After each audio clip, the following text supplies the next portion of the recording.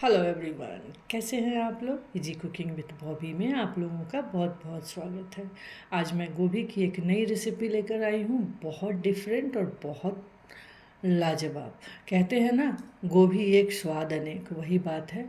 तो आइए देखते हैं इसे कैसे बनाना है। तो यहाँ सबसे पहले हमने एक मसाला बनाया है। तो यहाँ हमने स्वाद के हिसाब से रेड चिली पाउडर ले लिया है।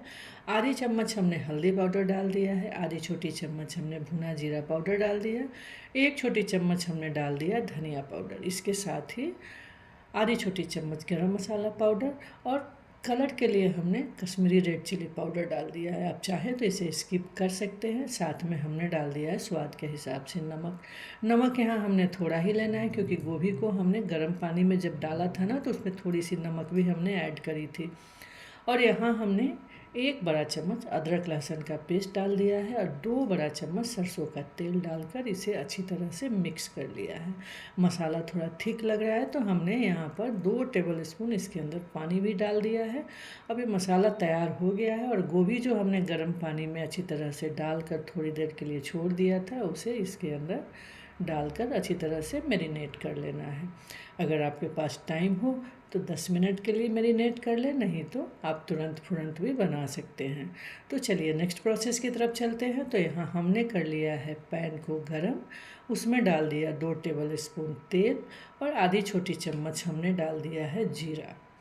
जीरा जैसे ही चटकने लगा, हमने इसे मैरिनेट किया हुआ गोभी को इसके अंदर डाल दिया है। अच्छी तरह से इसे मिला लेना है, ऊपर नीचे पलट के मिक्स कर लेना है और 2 टेबल स्पून इसके अंदर पानी डाल देना है। अब आप पूछेंगे कि पानी क्यों डालना है, तो मसाला कहीं चिपके नहीं, इसके लिए हमने इसके अंदर पानी डाल दिया है और ढक्कन लगाकर लो फ्लेम पर लगभग 3 से 4 मिनट इसे पकने देना है। ये गोभी फ्राई बेसिक मसाला के साथ बनकर बहुत अच्छा तैयार होता है, बहुत ही यमी लगता है। आप एक बार ज़रूर बनाइएगा, आपको बहुत मज़ा आएगा। और इसके साथ आप पराठा पूरी कुछ भी सर्व कर सकते हैं। तो चलिए 3 से 4 मिनट हो गया है, ढक्कन हटाकर आप देख सकते हैं कि हमारा मसाला अच्छी तरह से सारे गोभियों पे लिपट गया है। तो थोड़ी देर और पकने देते हैं, थोड़ा सा और कलर चेंज हो जाएगा, तब तक इसे और पका लेते हैं।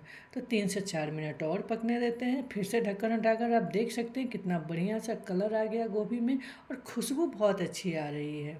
इसी तरह से थोड़ी थोड़ी देर पे ढक्कन हटाकर इसे हम लोग चलाते रहेंगे, नहीं तो ये चिपक सकता है। वैसे गोभी हमारा लगभग 80 से 90% कुक हो चुका है।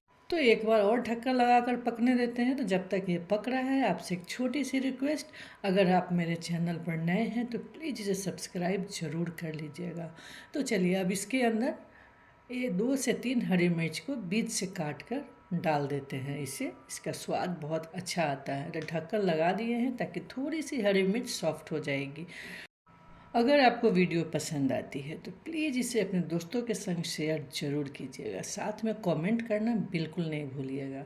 तो बातों ही बातों में हमारी सब्ज़ी बनकर हो गई तैयार। आप देख सकते हैं कितना बढ़िया सारा कुछ एक दूसरे गोभी के साथ मसाला मेरा चिपक चुका है। पैन में कुछ भी नहीं है, ना तो ऑयल दिखाई दे रहा है, ना ही मसाला दिख रहा है।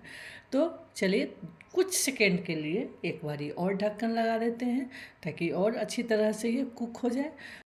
थोड़ी थोड़ी हमारी गोभी क्रिस्प भी हो गई है, यानी कि एक लेयर ब्राउन कलर का इसके ऊपर आ गया है। तो दिखने में बहुत अच्छा लग रहा है, खुशबू तो उतना ही मज़ेदार है।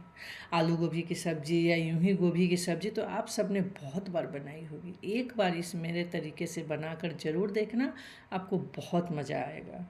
तो चलिए अब इसके अंदर डालते हैं अच्छी तरह से धनिया पत्ती। तो हमने 2 टेबल स्पून फाइन चॉप किया हुआ धनिया पत्ती इसके अंदर डाल दिया है और अच्छी तरह से कर दिया है मिक्स।